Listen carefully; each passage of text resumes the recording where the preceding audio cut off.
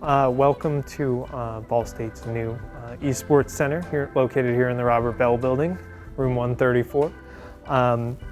So right now we are standing in the classroom space of the esports facility, and if you'll notice, we've got 3 rows of computers here that'll be utilized in classes or in open play for students that wanted to come in and kill some time, meet with some friends. We have 24 computers.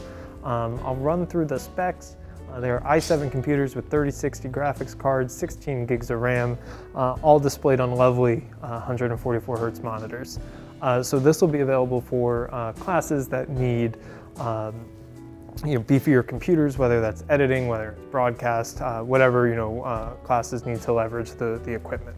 When it's not a classroom space, it'll, like I mentioned, will be open for students to come in and game, play some, talk with friends, meet some people, and have a good time. So there's a base image that's being applied, and as we go, we'll add bigger game libraries. Right now, it's just to get the computers running and get like the core games on there. Benchmark and stuff. Right. So as we go, we'll be able to develop the library that's on there. But right now, they're running a little bit lighter than what they will be, even say next semester. Okay. So this is our, or I guess the makings of our competition area. We're still waiting on a few elements, but you can kind of start to get the idea. So we have a competitive platform here behind me, as well as some ground level computers here. We have 12 total competition computers, in addition to our competition stage, and this will allow us a space for our varsity teams to practice and compete. It'll also give us a space to host competitions, so whether that's a collegiate invitational, a high school tournament, or an on-campus event, we'll be able to facilitate up to 6-on-6 competitions, which right now is the maximum in esports. Ordered, soon to arrive, are going to be some spectator seats. So once we have those in, where we're standing now will be a small spectator space. And for larger events, even though it would be a lot of work and a bit of a hassle, we would be able to move those classroom computers to accommodate a larger audience.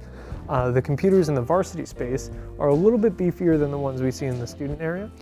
So those run on an i9 processor with a 3080 graphics card, 32 gigs of RAM, and those are all displayed on 240 hertz monitors. One of the other cool features of our competitive portion of this esports program is the broadcast and production capabilities. So over my left shoulder, I'm sure you can see the large screens we have on stage. That'll be used in broadcast and production of our esports matches to show the gameplay.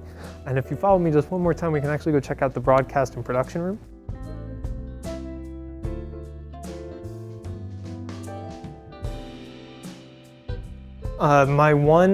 The caveats that I have for picking up a new game on the varsity level has to be a game that the school, the college, the university is all right with. Some games are riskier than others in terms of visuals, and there needs to be collegiate competition. And then lastly, I need to be able to field a roster. So those are the 3 benchmarks.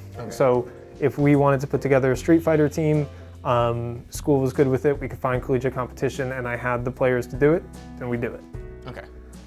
So this is the control room of the Esports Center. This is going to be where all the action happens for our Twitch broadcast, for our live events. So we have a lot of controls in terms of audio, in terms of visual.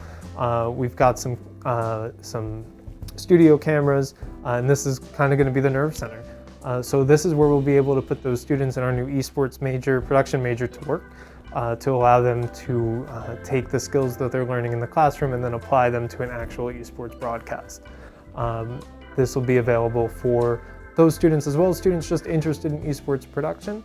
We'll be able to do live commentary on all of the games with shoutcasters and, like I said, camera work. All the stations up front, all the competitive stations will have webcams. So we'll be able to get those live feeds of the players as well as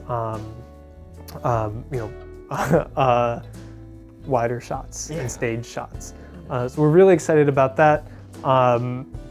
But yeah, this is the nerve system.